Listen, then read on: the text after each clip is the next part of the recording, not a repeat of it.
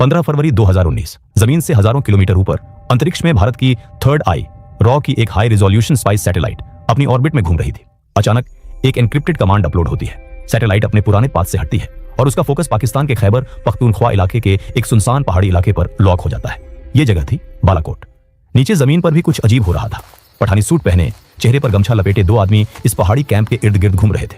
ये आम पठान नहीं थे, ये रॉ के एजेंट थे। इन एजेंट्स ने जो देखा उसने उनके भी रोंगटे खड़े कर दिए। ये कोई मामूली कैंप नहीं था, ये एक किला था जिसे जंगलों के बीच छुपाया गया था। यहाँ ट्रेनिंग चल रही थी। 500 से ज्यादा आतंकवादी जिहाद की तैयारी कर रहे थे।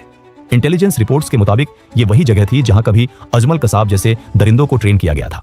और सबसे खौफनाक खबर यह थी कि आने वाले कुछ ही दिनों में 300 नए रिक्रूट्स यहां पहुंचने वाले थे।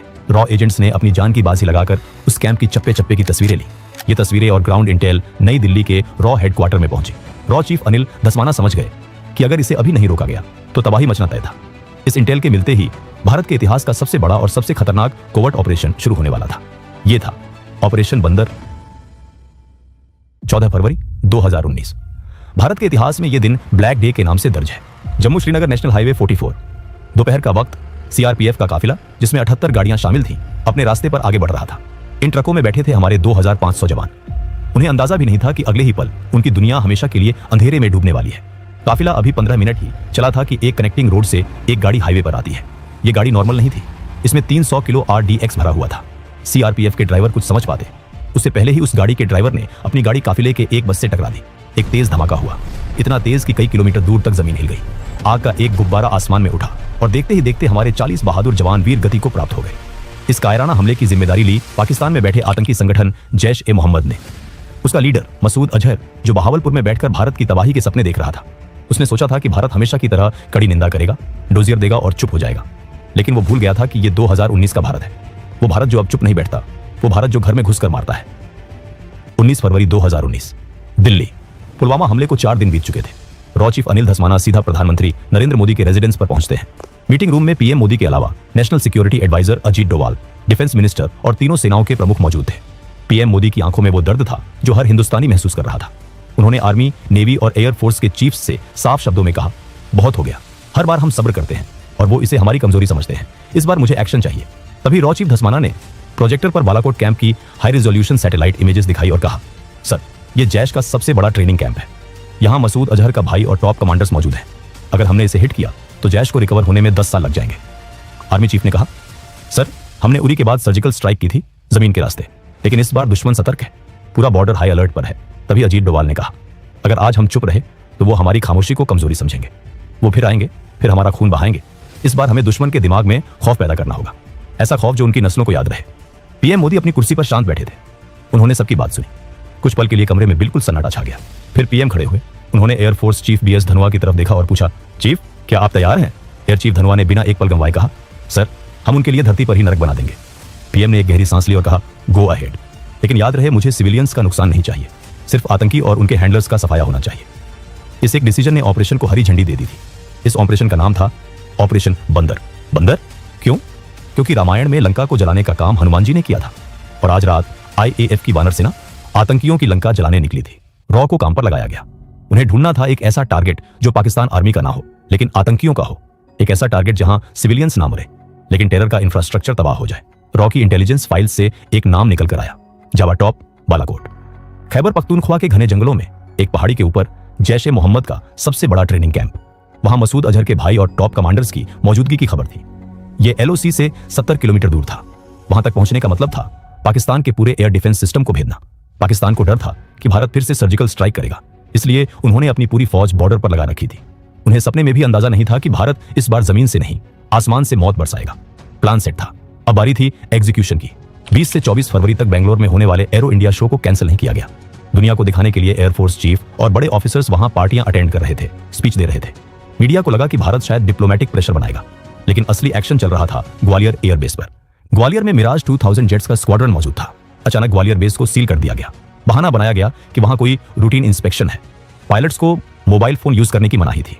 उन्हें अपनी फैमिलीज को भी बताने की इजाजत नहीं थी कि वो कहां जा रहे हैं। साथ ही कश्मीर और राजस्थान बॉर्डर पर IAF ने अपने जेट्स को लगातार उड़ाना शुरू कर दिया। रोज रात को जेट्स उड़ते, बॉर्डर के पास जाते और वापस आ जाते। ये एक साइकोलॉजिकल गेम था। पाकिस्तान के रडार ऑपरेटर्स रोज ये देखते और सोचते कि शायद ये नॉर्मल पेट्रोलिंग है। धीरे धीरे उनकी सतर्कता कम होने लगी। वो इस पैटर्न के आदी हो गए।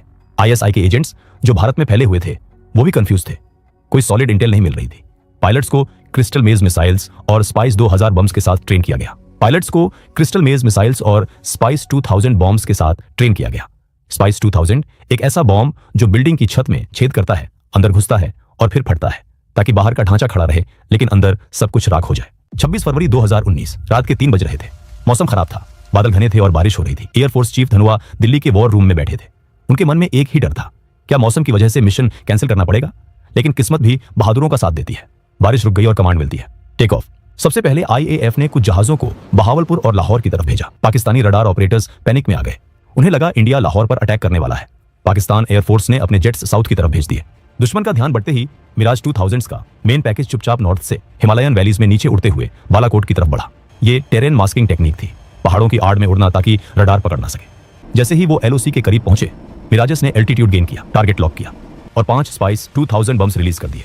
स्पाइस 2000 बम्स सीधे जैश के कैंप पर गिरे। एक के बाद एक 5 धमाके हुए। जो आतंकी अपने बिस्तरों में सो रहे थे, जो सपने देख रहे थे भारत को बर्बाद करने के, वो नींद में ही मौत की गोद में चले गए। पायलट्स ने कोड वर्ड बोला, बंदर मारा गया और वापस इंडियन एयर स्पेस में लौट आए। यूसुफ अजहर मसूद अजहर का साला जो उस कैंप को चला रहा था, वो भी उसी मलबे में ढेर हो गया। उस रात वहां 300 से ज्यादा आतंकी मारे गए। पीएम मोदी जो रात भर जाग रहे थे, उन तक खबर पहुंची। उनके चेहरे पर एक मुस्कान थी। 40 जवानों का बदला ले लिया गया था। सुबह होते होते पूरी दुनिया में खबर फैल गई कि भारत ने पाकिस्तान के घर में घुसकर मारा है। 27 फरवरी 2019 पाकिस्तान की आवाम और सेना सदमे में थी। उनकी नाक कट चुकी थी। उनका एयर डिफेंस सिस्टम फेल हो चुका था। अपनी इज्जत बचाने के लिए और अपने लोगों का गुस्सा शांत करने के लिए पाकिस्तान मजबूर था रिटेलिएट करने के लिए। सुबह के 10 बज रहे थे। पाकिस्तान एयरफोर्स ने अपने सबसे बेहतरीन fighter jets American made F-16S को भेजा। उनका मकसद था भारत के मिलिट्री इंस्टॉलेशंस पर बम गिराना, ताकि वो दिखा सकें कि वो भी कमजोर नहीं है। लेकिन इंडियन एयरफोर्स तैयार थी। रडार्स ने पाकिस्तानी जेट्स को डिटेक्ट किया। श्रीनगर एयरबेस पर सायरन गूंज उठे। वहां मौजूद थे विंग कमांडर अभिनंदन वर्धमान। उन्होंने बिना वक्त गंवाए अपने MiG-21 बाइसन में उड़ान भरी। अब जरा सोचिए, कहां F-16 जो दुनिया का सबसे एडवांस्ड 4th जनरेशन फाइटर है, और कहां MiG-21 जो 1960 का पुराना जहाज है। यह मुकाबला बराबरी का नहीं था। पाकिस्तानी जेट्स ने हमारे आर्मी कैंप्स के पास बम गिराए, लेकिन वो टारगेट मिस कर गए क्योंकि हमारे पायलट्स ने उन्हें एंगेज कर लिया था। अभिनंदन ने देखा कि एक पाकिस्तानी F-16 वापस भाग रहा है। उन्होंने उसका पीछा किया। अभिनंदन ने R-73 मिसाइल फायर की। मिसाइल सीधे जाकर F-16 को लगी और F-16 नीचे गिरने लगा। इतिहास में पहली बार किसी MiG-21 ने F-16 को मार गिराया था। ये एक चमत्कार से कम नहीं था। विंग कमांडर अभिनंदन ने देखा कि एक पाकिस्तानी जेट वापस भाग रहा है, लेकिन अभिनंदन उस जेट के पीछे LOC क्रॉस कर गए। वो अब दुश्मन के इलाके में थे। वहां से एक पाकिस्तानी मिसाइल आई और अभिनंदन के जेट को हिट कर गई। अभिनंदन तुरंत इजेक्ट करते हैं। वो पैराशूट से नीचे उतरते हैं। जैसे ही अभिनंदन जमीन पर गिरे, उन्हें एहसास हो गया कि वो पाकिस्तान में है। गांव के लोग उनकी तरफ दौड़े, हाथ में पत्थर और डंडे लेकर। अभिनंदन घबराए नहीं। उन्होंने भागने की कोशिश नहीं की, ना ही गिड़गिड़ाए।